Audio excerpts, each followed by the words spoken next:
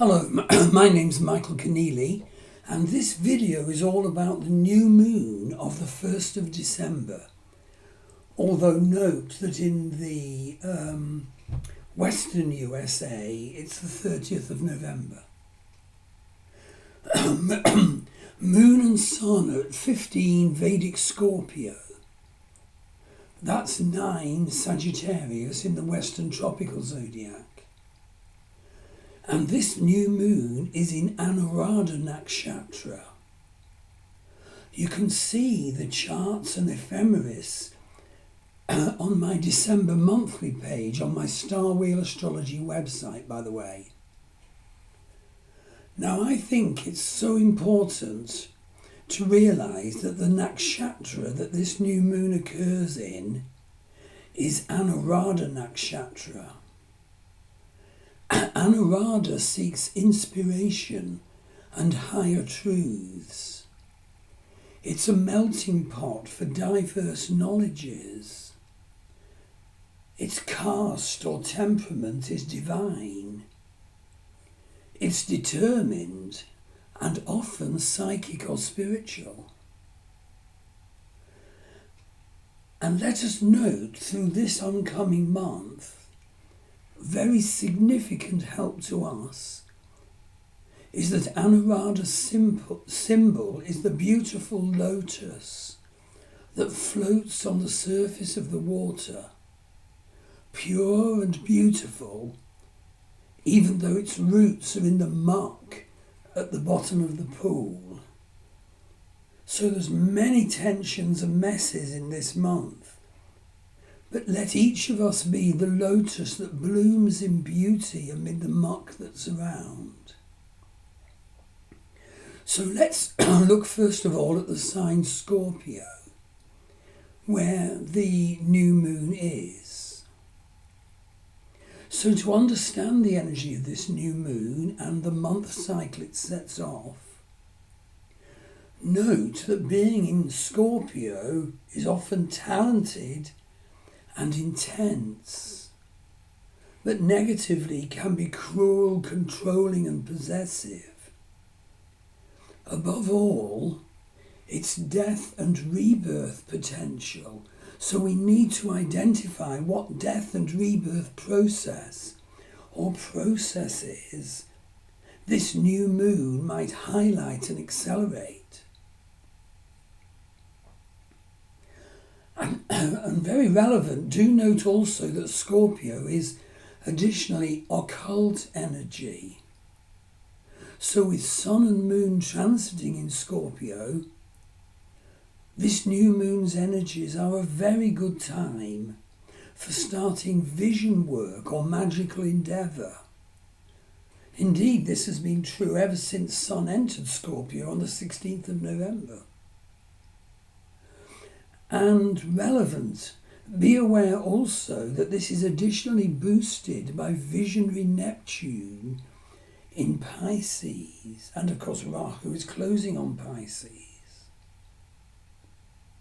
And do note additionally that this new moon also calls us to bring in revolution and expansion, even though there's such a lot of frustration and mess around at this upcoming time. This is because revolutionary Uranus and Jupiter are both in Taurus opposite this new moon in Scorpio. And indeed, be aware that a current of revolution and Jupiterian expansiveness, divine connection, has been running since Mars activated Uranus on July the 14th and Jupiter a month later. So it's very important to keep a track of what the revolutionary demand on each of us is and do needed work to boost that needed and divinely blessed revolution. But do note additionally that while this new moon calls us to revolution and expansion and to bloom like the lotus with its roots in the muck at the bottom of the water, There's such a lot of frustration and mess around at this time. So let's look at the first of the frustration issues, Saturn. So on this very different dimension of frustration and difficulty, we need to note that this new moon is actually ruled by very powerful Saturn. Saturn rules Anuradha Nakshatra. Saturn is by far the strongest planet in this new moon. Saturn is also square this new moon and square Jupiter. So he calls the rules in the way this interaction takes place. Now, us humans can't mess with Saturn. At all points, we need to make effort to see what Saturn's karmic demands on us are now. I mean, Saturn is always telling us to live up to our karmic imperative for this lifetime at the stage where we should be now. He tells us to finish unfinished business, dot the I's and cross the T's. And Saturn is actually still virtually stationary and thus super powerful after turning direct on the 15th of November at 18 Aquarius, the sign he rules. So Saturn, Lord of Karma, insists implacably that each of us tie up loose ends in our karmas and in our worldly affairs and in the extent to walking our proper nodal axis and develop better perception of our karmas. And Saturn was originally an agricultural deity, and so his reward is, wonderfully, golden reaping. But there is a lot of frustration. There's huge Mars-Saturn frustration and tension at the same time as the wonderful potential possibilities I've mentioned. This is a new moon caught up in an ongoing war of frustration and mess between Mars and Saturn.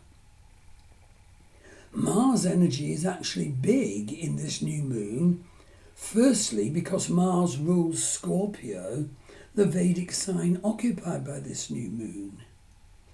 Secondly, it's also big because the Mars opposition Pluto aspect, which was exact on November the 3rd, ferocious combination of almost war and revolution,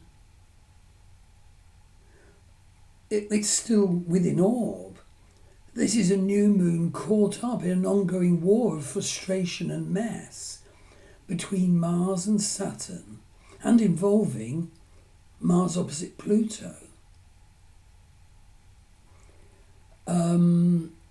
Thirdly, we must be aware that Mars in the heavens is in Vedic Cancer, which is the sign of Mars debilitation. That's where Mars is at the time of this moon. So there is a lot of frustration energies around as well. And Saturn and Mars are not getting on well at this time. And the frustration and conflict energy we will feel and we will be influenced by from those two is very big. We're feeling, whether we know the reason or not, huge tension. How Mars smashes away at Saturn's strength.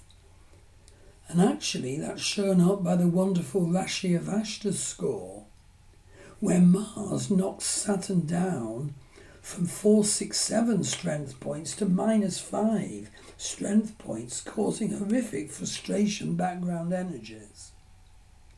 So we need to be prepared to feel and hopefully deal magnificently with this ongoing frustration and mess energy that we've been having recently.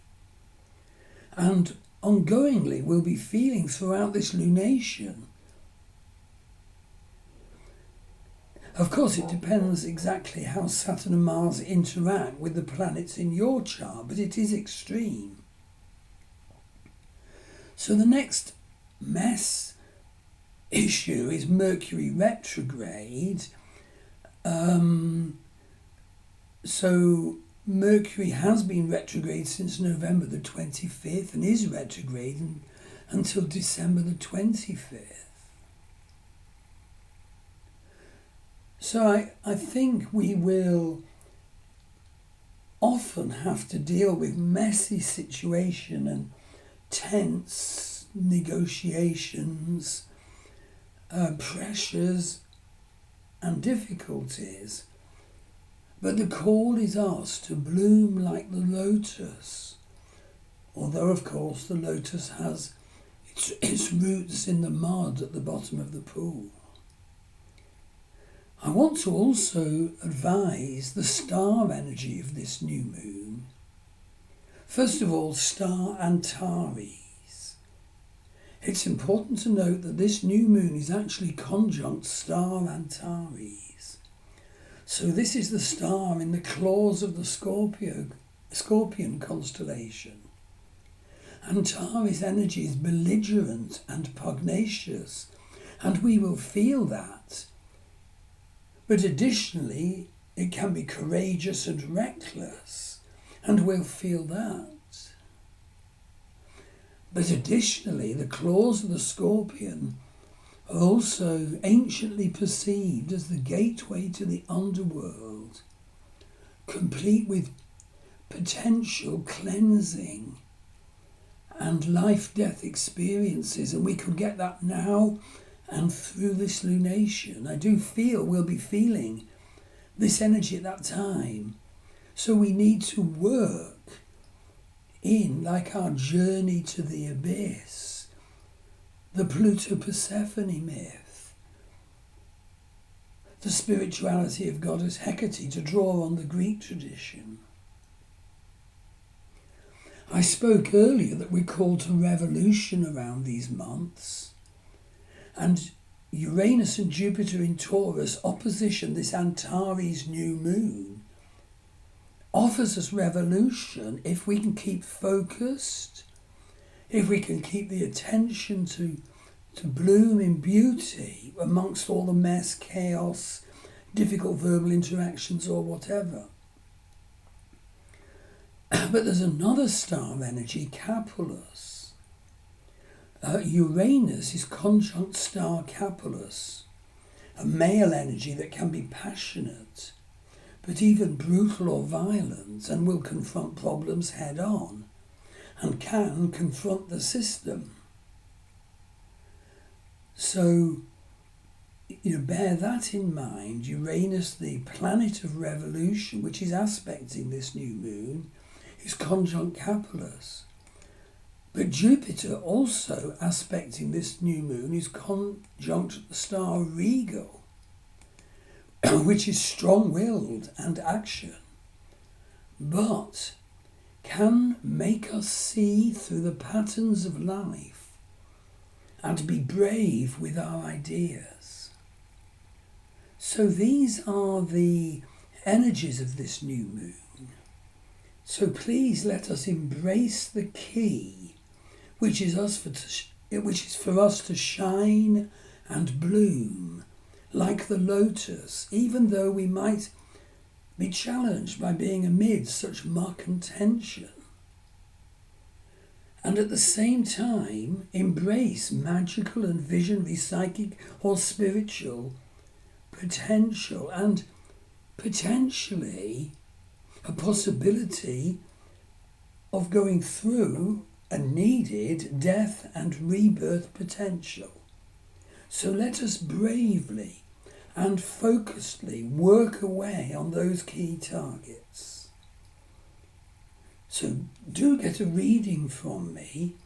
I always combine both Western and Vedic astrology insights, and I'm very attuned to shamanic and intuitive work that may help as well.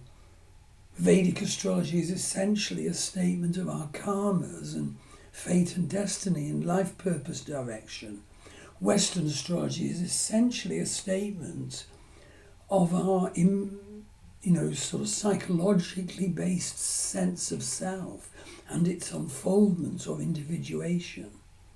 So you can get a reading from me on my Star Wheel Astrology website. You might also like to see the healings offered worldwide by my wife Maggie Pashley. If it applies to you, do see my worldwide dating site for those on a spiritual pathway who are seeking love. Go to Love Star Dating. Please do subscribe to my YouTube channel. Do subscribe to my Star Wheel Astrology blog. And for a statement of sort of the shamanic work I do, you can go to my Druid Forest School website. So I hope this has been encouraging and clarifying. It certainly helped me writing it, and I'm determined to make real the benefits of this new moon, even though there's horrible sort of complexities, difficulties and messes around. Okay, all the best. Thank you.